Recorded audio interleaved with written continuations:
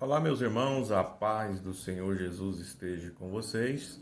Nós vamos agora, nesse momento, começarmos a lição 9 e dar continuidade na lição 10. Nós vamos fazer a lição 9 e a lição 10 da Lei do Reconhecimento. E os irmãos que estão aí acompanhando a apostila, que estão estudando com a apostila, poderá arquivar esse vídeo, né, para darmos algumas instruções, passar aqui algumas coisas aqui dessa matéria, para você poder estar estudando ela depois na apostila ou junto aí com os seus alunos. Bom, irmãos, o reconhecimento de um homem de Deus. Há duas classes de pessoas na face da terra, os libertadores e os cativos.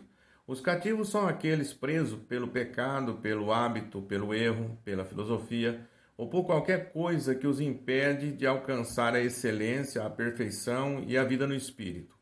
Os libertadores são ungidos para libertar os cativos. Olha o que diz Isaías 61, capítulo 61, verso 1, diz assim: O Espírito do Senhor está sobre mim, porque o Senhor me ungiu para levar boas notícias aos pobres e enviou-me para cuidar dos que estão com o coração quebrantado e anunciar liberdade aos cativos e libertação das trevas os prisioneiros. As pessoas em dificuldades estão tão obcecadas com a dor, as memórias e os fardos que quando o libertador aparece, elas não percebem e muitos até fogem de perto. Isso que é pior, né, irmão? Bom, mas nós vamos ver aqui agora 7 fatos importantes sobre homens e mulheres de Deus. Os homens e mulheres de Deus são as ferramentas mais sutis que Deus usa para lidar com as pessoas. Os israelitas se revoltaram contra Moisés. Moisés ensinou, Moisés chorou, Moisés implorou, insistiu com eles, mas quando eles ignoraram a voz do homem de Deus, o castigo chegou. Deus abriu a terra e fez engolir a muitos e o fogo consumiu a outros. Olha, irmão, o negócio é sério. Então é sério. A gente precisa estar atento para discernir quem é o homem de Deus na nossa vida, quem Deus levanta para ser a pessoa que ele vai usar, ele vai ser um canal na nossa vida e que a gente não pode pecar contra essa pessoa. Isso é um perigo danado. 6 obstáculos que impedem as pessoas de reconhecer um homem de Deus. O orgulho. O primeiro deles aqui, irmão, é o orgulho. Você vai ver a figurinha do orgulhoso que está aí na frente, né? Você que está com a apostila na mão. O orgulho e a presunção podem impedi-lo de enxergar o homem de Deus. Olha só, os fariseus estavam cheios de orgulho espiritual. Eles nem reconheceram Jesus como filho de Deus, mas um cobrador de imposto, pecador, o Zaqueu, reconheceu e Jesus respondeu a ele à altura, né? Então você veja bem, os fariseus estavam lá dentro da sua sinagoga, lá dentro dos seus templos, dizendo assim: olha, essa bagunça que esse povo está fazendo aí fora, e Jesus estava passando lá montado no burrinho, né?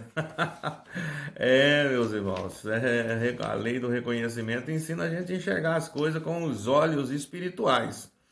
Bom, mas uma coisa que também pode atrapalhar muito, irmãos, é a inveja. A inveja pode impedi-lo de enxergar um homem de Deus. A inveja e o ciúme têm roubado de nós muitas bênçãos. Quando um homem de Deus atrai milhares de frequentadores aos seus cultos, sua responsabilidade é proporcional à recompensa, né?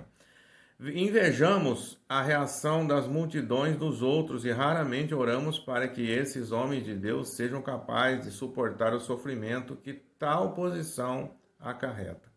Isso aqui é muito sério, irmãos. Olha, uma das coisas que nós precisamos aprender a fazer é passar na rua e quando você vê aquela igrejona grande, mais bonita que a sua, você estender suas mãos e dizer: Senhor, abençoe esse pastor, abençoa, Senhor, os teus filhos que estão aqui trabalhando, ajudando nesta igreja, abençoa os obreiros desta casa, meu Pai. Irmãos, isso é difícil fazer, hein? Mas isso é necessário, porque é isso, irmão, essa é a nossa responsabilidade, é isso que faz a gente ter maturidade.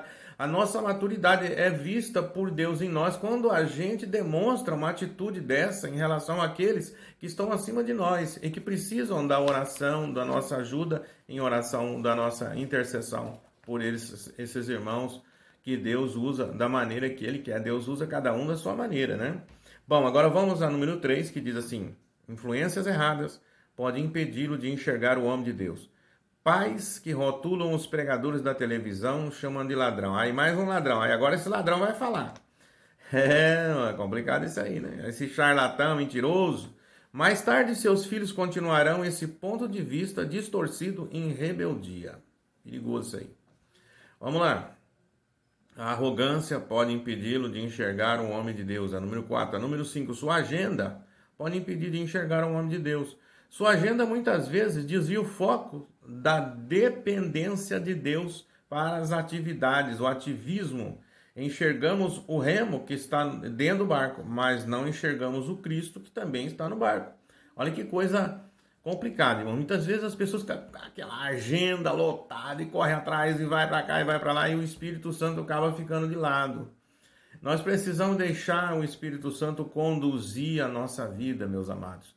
Deixa o Espírito Santo te conduzir. Sabe aquela pregação que você preparou com tanta coisa tal? Deixa o Espírito Santo na hora falar. E ele vai falar do jeito dele, né, irmão? Não que a gente não vai seguir o que está ali para pregar, mas nós vamos olhar ali e seguir o que está para pregar, mas vamos também dar espaço para o Espírito Santo fazer a obra. Isso é ser espiritual, irmão. Então tem pessoas que elas dizem assim, não, isso aí tem que ser assim, porque é assim, a lei é assim, a verdade é assim, a justiça é assim. Mas se Jesus pensasse assim e tivesse agido dessa maneira, quando ele estava na cruz, nós não teríamos sido salvos, porque nós não fomos salvos pela justiça, nem pela verdade, nem fomos salvos pela lei. Nós somos salvos pela misericórdia. Então a misericórdia é a nossa ferramenta de trabalho. Pastor, a misericórdia é a sua ferramenta de trabalho. Queridos, então agora nós vamos para número 6. A vida particular pode impedi-lo de enxergar o homem de Deus e mulheres de Deus. É importante isso aqui, irmãos. Olha, a esposa de um homem de Deus que falhar em discernir a unção do marido perderá grandes benefícios e a vida em família. Olha só, perde benefícios na vida em família. Ela se torna uma pessoa cega, incapaz de enxergar o próprio marido, que é um homem de Deus, dentro de casa. Os filhos que não diferenciam o pai do homem de Deus pode se rebelar e enfrentar sérias consequências, irmãos. O pastor, ele não é diretamente o pastor da esposa, né? E às vezes nem o pastor dos filhos. Ele é o marido e ele é o pai. Então, é por isso que muitas vezes nós precisamos de filhos, de pastores, para ajudar a pastorear os nossos filhos. E os pastores ou uma pastora que ajude a pastorear a pastora. É importante que tenha uma pastora na vida da pastora. Ou da esposa que nem pastora não é, né? E tem esposa que não é pastora, ela não tem dom para isso, ela nem gosta que chame ela de pastora, né? E o pastor não é pastor dela, o pastor é marido dela, né? Claro que a gente olha no aspecto pastoral, tudo, mas ele, na realidade, tem coisas que a esposa do pastor está passando que ela precisa conversar com a outra esposa, uma pessoa que já seja esposa de pastor, que trabalhe nessa área justamente para ajudá-la, né, ter esse entendimento. Nós temos hoje um trabalho, a minha esposa que é psicóloga, ela faz esse trabalho com as esposas de pastores para ajudar a ter aí um entendimento, né, nessa área, de como lidar nessa área. E é muito importante que elas sejam mentoreadas e pastoreadas, né? E o pastor também. Porque nós não podemos ser pastoreados pelas ovelhas, nós temos que ser pastoreados, ou mentoreados, ou aconselhados, ou cuidado, né? Por um amigo, um pastor que é amigo da gente, que a gente pode abrir o coração com ele. Porque tem pessoa que não dá, né? Eu não vou falar que tem pastor que não dá, mas tem gente que não dá. Bom, vamos lá. Número 10. Reconhecimento de um orientador, um orientador excepcional. Nós falamos, né? De reconhecimento de um homem de Deus, o quanto é importante reconhecer um homem de Deus, mas agora é importante você reconhecer também um orientador, pessoas que vão te orientar. Olha só, existem duas maneiras de receber sabedoria, com os erros e com os orientadores. Os orientadores são a diferença entre a pobreza e a prosperidade, a redução e o aumento, a perda e o ganho, a dor e o prazer, a deterioração e a restauração. Eu vou colocar aqui para os irmãos 8 fatos que você deve saber sobre orientadores excepcionais. O orientador excepcional é o maior segredo para o sucesso do discípulo. Ou do orientado, né? A sabedoria é a coisa principal, você ter alguém na sua vida te orientando, irmãos. Tem pessoas que acham que sabe tudo, é professor de Deus. Esse tipo de pessoa está fadado ao fracasso, irmão. A gente precisa ter a humildade para buscar com quem já sabe, né? Isso é fundamental, porque eles já passaram o caminho que nós estamos planejando trilhar amanhã. Segundo, o orientador excepcional transfere sabedoria por meio do relacionamento. E aí você vai ver provérbios, né? E o número 3, o orientador excepcional pode paralisar os inimigos que vêm contra você. Paralisar os inimigos que vêm contra você, trazendo para você uma palavra de orientação, orientando. Muitas vezes, irmãos, nós tropeçamos nas coisas, o inimigo nos vence porque a gente não tem palavra, não tem conhecimento para enfrentar aquilo ali de uma forma que nós possamos neutralizar o inimigo. É muito importante ter um orientador para fazer isso. Número 4, o orientador excepcional exigirá que você o procure. Ele não vai ficar correndo atrás de você, irmão. Isso não vai acontecer mesmo, de jeito nenhum. Elias nunca foi atrás de Eliseu, irmãos. O Eliseu teve que dar os pulos dele. Então, se você estiver pensando que o orientador ele vai ficar correndo atrás, não vai. Então é você que tem que procurar. Agora veja bem essa número 5 aqui, ó. O orientador excepcional não é necessariamente seu melhor amigo. Preste atenção. Seu melhor amigo o ama do jeito que você é. Seu orientador o ama ainda mais para deixar você do jeito que você é. Ele não quer deixar você do jeito que você é, ele quer melhorar. E aí o que vai acontecer? Seu melhor amigo se sente confortável com o seu passado, seu orientador se sente confortável com o seu futuro. Ele está preocupado com o seu futuro, enquanto o outro está confortável com o seu passado. Seu melhor amigo ignora a sua fraqueza, seu orientador remove a sua fraqueza. Seu melhor amigo é seu líder de torcida, seu orientador é seu técnico. Seu melhor amigo destaca o que você faz corretamente. Seu orientador destaca o que você faz equivocadamente. Como tem gente que não gosta, que fala dos erros deles, então tem que se lascar. Então é por isso que é torcida, né? Tá cheio de gente querendo torcida. Tem pastor querendo torcida, membro de igreja quer torcida. Então tem membro de igreja que quer torcida. Ele prefere uma pessoa lá dentro da igreja que é a torcida dele do que dar ouvido pro pastor que muitas vezes tem que puxar a língua, puxar a orelha. Então, meus irmãos, isso aí que é fundamental. É muito importante a gente esquecer a torcida e ir em busca do técnico. Vamos lá. Número 6, o orientador excepcional vê as coisas que você não vê. Por quê, irmão? Ele já experimentou a dor de um problema que você está prestes a criar. Entendeu?